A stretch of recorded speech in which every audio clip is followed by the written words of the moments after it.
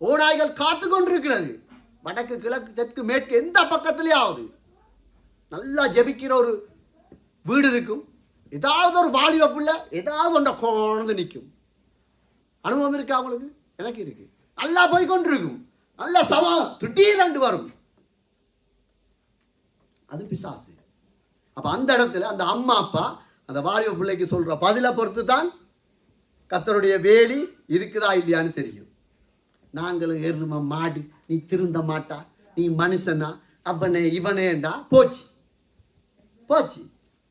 தன்னைத்தான் நிதானித்து நியாயம் தீர்க்கிறவன் தான் ஆண்டவருடைய பிள்ளை,